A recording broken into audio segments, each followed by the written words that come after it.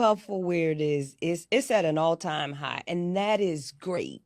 But some of these trends, they are making people worse, not better. Let's talk about it, because I got three that's top of mind. The first one is turning labels into identity. Labels were meant to be for understanding, not a personality, but today people are branding themselves with their diagnosis. And even when you think about, like, I have ADHD, so I can't focus. I have an anxious attachment, so I can't trust people. Instead of working through things, people are actually using the labels to justify staying the same. And in some cases, That's crazy.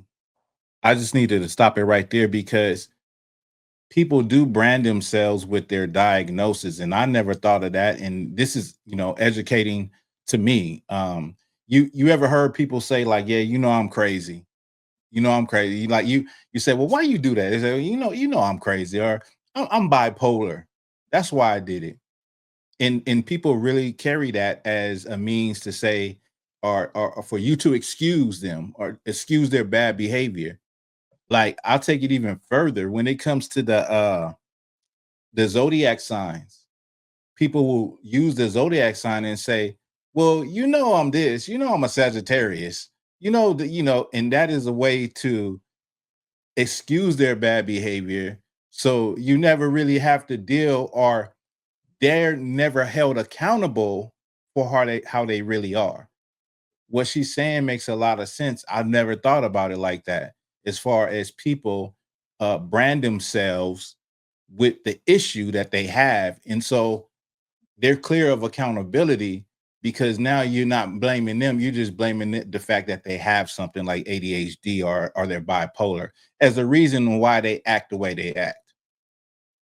is like using it to weaponize like some of their relationships. The second one is, and I'll keep saying it, pathologizing normal life struggles. Not every challenge is trauma. Not every difficult person is a narcissist. Not every workplace is toxic just because you don't like your boss. Life is hard sometimes. That doesn't mean it's harming you. But when you pathologize normal struggles, you rob yourself of the ability to actually navigate them.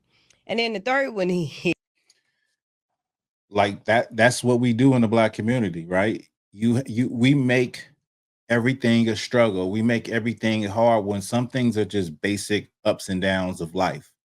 Some things are supposed to be hard, like part of life.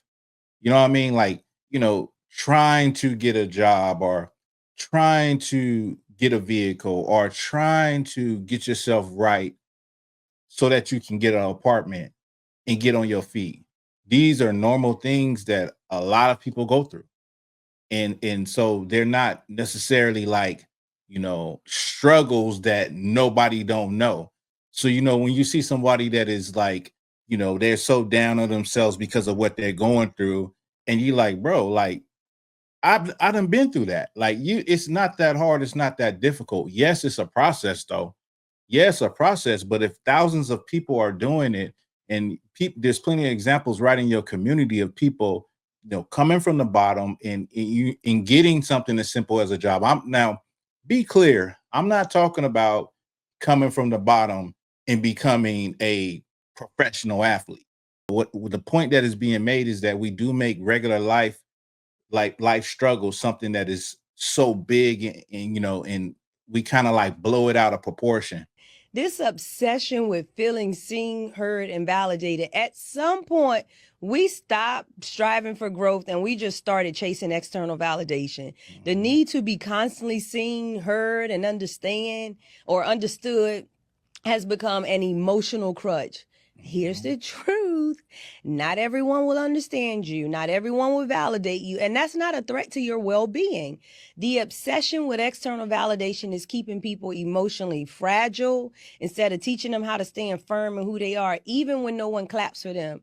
And I know that I said three, but here's a bonus one, because what the hell is even a safe place? Life doesn't come with trigger warnings. Growth requires friction. If you constantly need environments that cater to your emotions, you're not building mental strength. You're building dependence. True safety comes from knowing you can handle yourself in any space, not just the ones that feel good. Mental health should strengthen you, not weaken your ability to handle and or engage with life. Okay? She said a lot of stuff that part of the reason that this exists is because of social media. She said people have that need to be validated. That need for validation is so bad at this point that you virtually have people that are naked online. You virtually have people that are doing stupid things and, doing things that they can get themselves killed. Well, you know all the trends that go on social media. It's because of the need to be seen and the need for validation. You got to be validated in some type of way. You have to be. People have to talk about you in some type of way. People have to like your post, right? Like to be. You have to be validated, and so you're going to do the thing, whether it makes you look crazy in the end, whether it makes you look stupid in the end, whether it puts your life in danger in the end, you're going to do that thing so that people can see online and people can validate you and you can get that attention that you're seeking. Many people done lost their life trying to get attention online. Many people done destroyed their relationships and marriages trying to get attention online and be validated online and worry about what people got online. Many people have ran up credit cards and gone broke trying to go on this trip and that trip and post it online. The need to be seen, the need to be validated, the attention seeking. Also, she spoke about the safe space. I recently put this video up. Was it yesterday I put the video up where you have a woman talking about sleeping with 100 men. That doesn't mean that she's a hoe just because she sleeps with 100 men. It's, she's selective in the men that she's sleeping with. So I guess that's a difference in her mind. But just the comfortability to come online and you see women proclaim their promiscuous activity like it ain't nothing. That's because there's a safe space for whores. There's a safe space for women to be this way. America, this society has made it a safe space. Like she said, what she's a mental health professional saying, what does that mean? What the hell is a safe space? You need to be able to stand on your 10 toes and believe in what you believe in.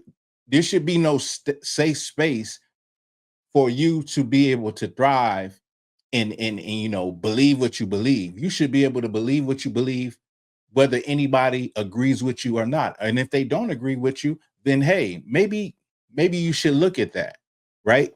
We need to take away the safe space for people being okay with Black people doing drugs, being on drug. I mean, I'm sorry, selling drugs. And what else? What's the other one? Being a whore, sleeping around with everybody. This goes for men and women. It ain't just women, but the point is that there's this idea of, okay, you only live once. Okay, don't judge nobody. Don't look at. She's just because she sleeps with a lot of men. She's not a hoe. Like what? They created a safe space, and like if you and so that messes with the mentality of a person, and the person thinks they're right when really they're sick in the inside.